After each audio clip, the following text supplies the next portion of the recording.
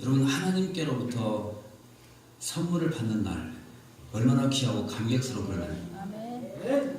그런데 하나님이 어떤 선물을 우리에게 주셨는지 아십니까? 네, 어떤 선물 주셨을까요? 시계를 사주셨을까요? 아니면 짜장면을 한 그릇 사주셨을까요? 네, 하나님께서 우리에게 주신 선물은 다른 것이 아니라 독생자를 주시는 것입니다. 독생자. 이 내용은 조금 이따 더 자세하게 말씀을 드리도록 하겠습니다. 근데 중요한 것은 왜 하나님께서 우리에게 선물을 주셨는가 하는 것입니다. 그 이유는 하나님이 우리를 사랑하시기 때문입니다. 하나님이 우리를 사랑하시기 때문에. 그런데 하나님이 우리를 얼마나 사랑하셨을까? 여러분, 얼마나 우리를 사랑하실까요? 감히 그 하나님의 사랑을 논한다는 그 자체가 좀 죄송스럽습니다. 그렇지만 오늘 우리가 읽었던 요한복음 3장 16절 말씀에는 하나님 우리를 얼마나 사랑하시는가를 그래도 조금이나마 우리의 말씀을 주고 있습니다. 구체적으로 잠깐 한번 살펴보시고 하나님의 사랑이 얼마나 큰가를 잠깐 한번 묵상하는 그런 시간 갖도록 하겠습니다. 자, 다시 한번 요한복음 3장 16절 말씀 띄워주십시오. 자, 다시 한번 읽어보겠습니다. 시작. 하나님이 세상을 이처럼 사랑하사 독생자를 주셨으니 이는 그를 믿는 자마다 멸망하지 않고 영생을 얻게 하려 하심이니라. 성경 66권 전체를 요약하면 바로 이 말씀입니다. 이 말씀. 다시 말하면 성경은 구약과 신약으로 나눠집니다. 그런데 구약의 메시지의 초점이 뭐냐면 하나님이 우리를 사랑하신다는 것. 또 신약의 메시지의 초점도 뭐냐면 하나님이 우리를 너무나도 사랑하신다는 것입니다. 근데 그 사랑이 나타났습니다. 나타났어요. 어떻게 나타났는가 다시 한번 보십시오. 자, 좀 자세하게 보겠습니다.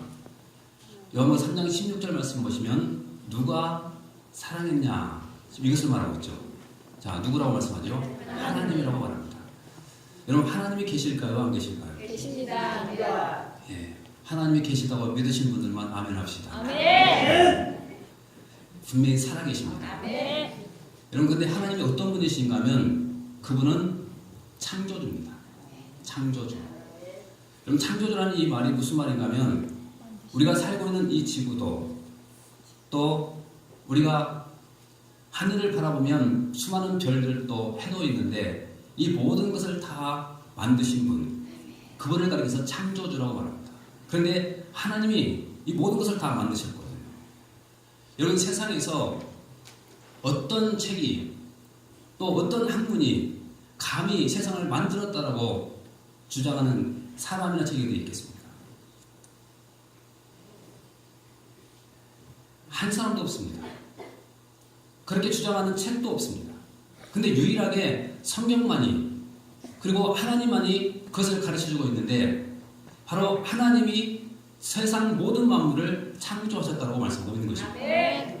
그런데 그 하나님께서 우리를 사랑했다는 거예요. 우리를. 여러분, 하나님 우리를 사랑했다는 이 사실이 얼마나 놀랍고 감격스럽습니까? 그런데 그뿐만이 아니죠. 하나님은 어떤 분이신가 하면 하나님은 전능하신 분이십니다.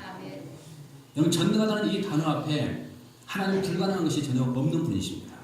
그래서 우리가 어떤 문제가 있을 때마다 하나님 앞에 간절히 기도를 드리는 이유가 뭐냐면 그분은 전능하신 하나님이시기 때문에 우리의 모든 문제를 다 해결해 주시는 그런 분이라는 것입니다. 그래서 그분께 엎드려 기도하면 그리고 그분을 믿고 섬기고 우리가 인생을 살게 된다고 한다면 우리는 기도 응답도 받고 우리는 기적도 체험하면서 복되게 살아가게 되는 것입니다.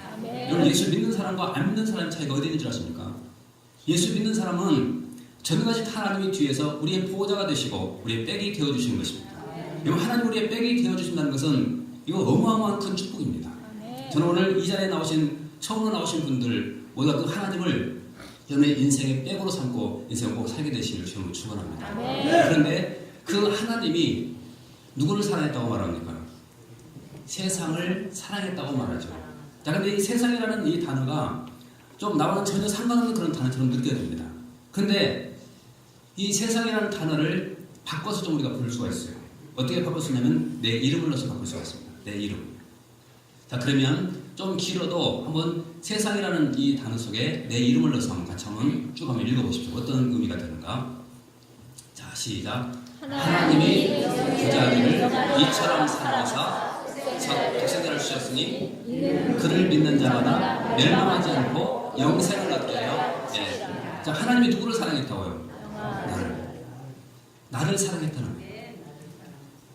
여러분, 지금 지구촌에 얼마나 많은 사람이 살고 있습니까? 그런데 그 많은 사람들 가운데서도 하나님이 나를 사랑했다는 사실, 여러분 이 사실 한번 묵상해 보십시오. 나 같은 존재가 어떤 존재인데 하나님이 그렇게 나를 사랑하셨을까? 사실 성경을 읽어보시면 하나님과 우리는 어떤 관계냐면 원수 관계에 따라고 말합니다. 원수 관계. 여러분, 원수를 사랑할 수 있겠습니까? 그러니까 정상적인 사람이라고 한다면 원수 사랑할 수가 없죠. 원수 갚아야 되잖아요. 그런데 하나님께서는 그런 원수 같은 우리를 원수 갚으려고 하지 않고 오히려 우리를 사랑하셨다는 거예요. 사랑하셨다는 거예요. 이런 사랑을 우리가 이해할 수 있겠습니까? 그런데 하나님은 그렇게 우리를 사랑하셨다는 것입니다. 자, 그런데 누가 사랑했냐면 하나님이 사랑했다고 말하죠. 누구를 사랑했냐고 말하냐면 나를 사랑했다고 말합니다. 그런데 어떻게 사랑했는가? 어떻게? 하나님의 사랑은 이렇게 나타났습니다. 다시 보십시오. 하나님의 세상을 어떻게 해요? 이처럼 사랑했다. 자, 이처럼 사랑했다. 여러분 이 단어를 묵상해 보십시오. 이처럼 사랑했다. 이처럼이라는 단어가 뭘 말하는 줄 아시겠습니까? 예, 그 다음 보시면 기록이 되어 있습니다. 자, 하나님이 이처럼 사랑했는데 그 이처럼이 뭐냐면 독생자를 주셨습니다. 다시 말하면 하나님께서 우리를 사랑하시는데 독생자를 주시기까지 우리를 사랑하셨다는 겁니다. 여러분, 하나님은 아들이 많은 것이 아닙니다. 하나님은 아들이 하나밖에 없습니다. 독생자밖에 없습니다. 그런데 그 하나님께서 우리를 너무나도 사랑해서 그 독생자를 우리에게 보내주셨다는 겁니다. 이것을 우리가 어떻게 이해할 수 있겠습니까? 그래서 어떤 목사님은 이 구절을 암송하다가 그냥 울어버렸다는 거예요. 왜냐하면 이 의미가 깨달아졌기 때문입니다. 나는 하나님과 나 사이는 분명히 원수관계인데도 불구하고 하나님 나를 사랑하셔서 독생자까지 주셨다는 이 사실 앞에 그걸 울 수밖에 없었던 것입니다. 한번 생각해 보십시오. 이런 이야기가 있습니다. 아들 5명이 있는 아버지와 딸이 5명이 있는 아버지가 만났습니다. 차를 나누면서 대화를 하는데 그 딸 5명을 가지고 있던 아버지가 딸만 있는 것을 가지고 계속해서 불평하고 절망하고 그러는 것입니다. 딸만 가지고 있는 그런 부모님들 우리가 그 심정 이해할 수 있겠죠.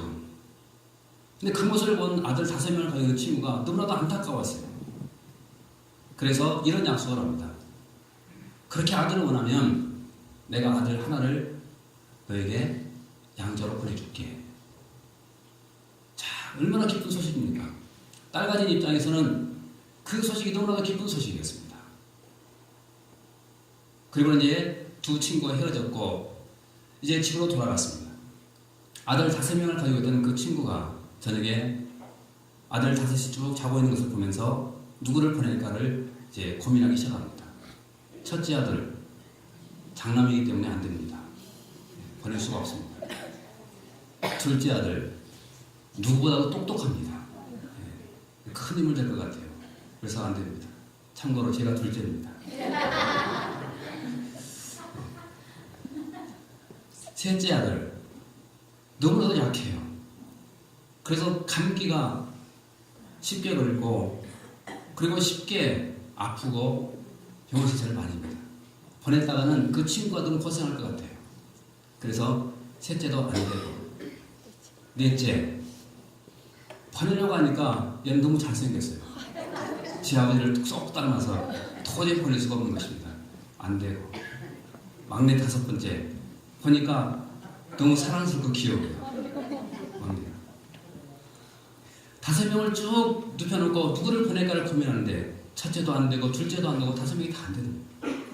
그 순간 이 사람이 예수 믿는 사람이라 뭘 깨달았냐면 바로 요한복음 3장 16절 말씀을 생각하고 이 말씀을 깨달은 것입니다. 아, 나는 아들 5명이 있는데 그 5명 가운데서 하나를 보내는 것도 이렇게 힘든데 하나님은 하나밖에 없는 그 아들을 우리를 사랑하셔서 내주셨다는 것입니다. 여러분 이 사람을 어떻게 우리가 이해할 수 있겠습니까? 근데 중요한 것은 하나님께서 왜 우리에게 이런 아들을 보내주셨는가 하는 것입니다. 왜 보내주실 거예요? 지금 그 다음 보시면 기록되어 있죠. 다시 보십시오. 자, 하나님이 세상을 이처럼 사랑하사 누구를 주셨습니까? 독생자를 주셨습니다. 근데 왜 주셨는가? 그 다음도 보십시오. 이는 그를 믿는 자마다 멸망하지 않고 영생을 얻게 하려 하십니다. 하나님이 독생자를 우리에게 보내주신 그 이유, 하나님을 너무나도 사랑하신 그 이유는 이것 때문입니다. 멸망하지 않고 영생을 얻게 하기 위해서입니다. 여러분, 멸망과 영생이라는 단어를 기억해 보십시오. 분명히 나중에 우리는 세상에 두 종류의 사람으로 나눠집니다. 죽게 되면 한 사람은 멸망할 사람이고 또 한 사람은 영생을 얻을 사람입니다.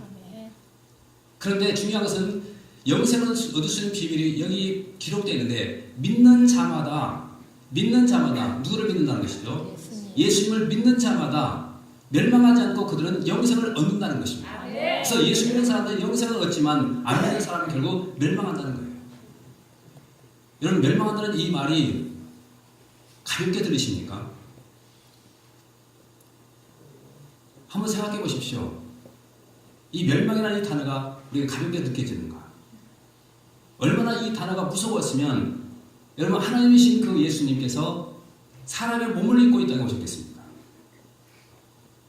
하나님은 누구보다도 그 지옥의 고통 잘 알고 계시죠? 왜 모르시겠습니까? 그런데 그 지옥의 고통, 하나님의 형상과 모양대로 지음받은 우리가 가는 것을 하나님은 결코 눈두고 보실 수가 없었던 것입니다. 그래서 우리에게 독생자이신 예수 그리스도를 아낌없이 보내주신 것입니다. 무엇 때문인가 하면 우리 누구도 한 사람이라도 그 지옥 가지 않고 다 영생의 축복을 누리고 천국에서 살도록 하기 위해서 하나님의 독생자를 우리에게 보내주신 것입니다. 그래서 여러분, 이 말씀은 하나님 우리를 사랑하시기 때문에 뭘 주셨냐면 독생자를 주셨고 그 독생자로 말미암아 천국까지 우리에게 주셨다는 것입니다. 그런데 이것이 누구의 몫이냐면 믿는 자의 몫이랍니다. 믿는 자의.